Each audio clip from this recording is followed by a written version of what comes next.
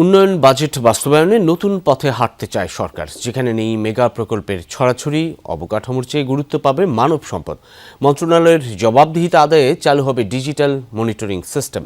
এমন বেশ কিছু পরিবর্তন আসছে নতুন বাজেটে। পরিকল্পনা কমিশন বলছে, বিভিন্ন মন্ত্রণালয়কে গতানুগতিক কাজের ধারা থেকে বের করে আনা জরুরি।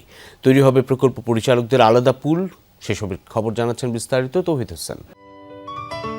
সিলন টি রপ্তানিতে শীর্ষে। দেশে প্রতিনিয়ত বাড়ছে অনুন্নয়ন ও পরিচালন ব্যয়ের চাপ। তাই প্রতি বছর কাগজে কলমে বাজেটের আকার বাড়লেও হোঁচট খায় উন্নয়ন বরাদ্দ। শেষ পর্যন্ত অনেক প্রকল্প শুরু হয়ে শেষই হয় না, বরাদ্দ জোটে না অসংখ্য কর্মসূচির ভাগ্যে। ফলে প্রশ্ন থেকেই যায় বাজেটের গুণগত পরিবর্তন নিয়ে। 20 বছর পর সরকারের দায়িত্ব বিএনপির কাঁধে, তাই আগামী বাজেটে উন্নয়ন প্রকল্প নিয়ে আলাদা কিছু ভাবতে চান নীতি নির্ধারকরা। সেজন্য তৈরি হয়েছে একগুচ্ছ নতুন স্ট্র্যাটেজি। চলতি জুনেই চলমান 314টি প্রকল্প শেষ করার ভাবনা সবার আগে। সেজন্য অর্থ বরাদ্দ হচ্ছে দ্রুত। 80টি প্রকল্প ছেড়ে দেওয়া হবে পাবলিক প্রাইভেট পার্টনারশিপের আওতায়। বাড়তি গুরুত্ব পাবে জলবায়ু পরিবর্তন। প্রকল্প তদারকিতে ব্যবহার হবে ডিজিটাল প্রজেক্ট প্রসেসিং সিস্টেম বা পিপিএস।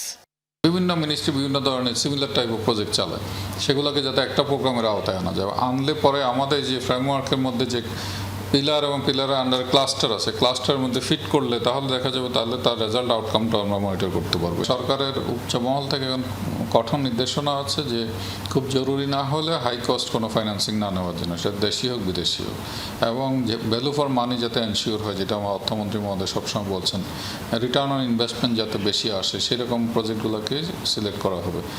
পরিবর্তন আসে এডিপি বাস্তবায়নের দর্শনেও। অনুমোদিত খাতের বাইরে টাকা খরচ করা যাবে না অন্য কোনো কাজে। Public money and budget management act অনুসরণে কঠোর নির্দেশনা পেয়েছে সব মন্ত্রণালয় ও বিভাগ। বিদেশি ঋণের প্রকল্পে সরকারের পক্ষ থেকে ম্যাচিং ফান্ড বা সমপরিমাণ অর্থায়ন নিশ্চিতে থাকবে জোরালো চেষ্টা। প্রাক সমীক্ষা ছাড়া নেওয়া যাবে না কোনো বড় প্রকল্প। যতগুলো প্রকল্প ওনারা বাদ দিচ্ছেন, সেই প্রকল্প কোনো না কোনো পার্টির, কোনো না কোনো এমপির কনস্টিটিউয়েন্সিতে কিন্তু এটা বাস্তবায়ন হচ্ছিল। সুতরাং তারা দেখবেন যে তাদের ওখানে প্রকল্প বাদ দেওয়া হয়েছে। সুতরাং ওই জায়গাটা খুবই গুরুত্বপূর্ণ যে তারা ওনারা মেথোডোলজি এবং স্বচ্ছতা সম্ভব হলে প্রকল্প ধরে ধরে ওনারা এটাকে সংক্ষেপে হলেও এটাকে ওনারা পাবলিক করবেন, এক্সপ্লেন করবেন এবং সেইটার জবাবদিহিতার জন্য রেডি থাকবেন। কিছুদিন আগে জাতীয় অর্থনৈতিক পরিষদ এনইসি সভায় চূড়ান্ত হয়েছে 3 লাখ কোটি টাকার বার্ষিক উন্নয়ন কর্মসূচি, যার চূড়ান্ত অনুমোদন হবে আসছে বাজেট অধিবেশনে। তৌহিদ হোসেন, যমুনা নিউজ, ঢাকা।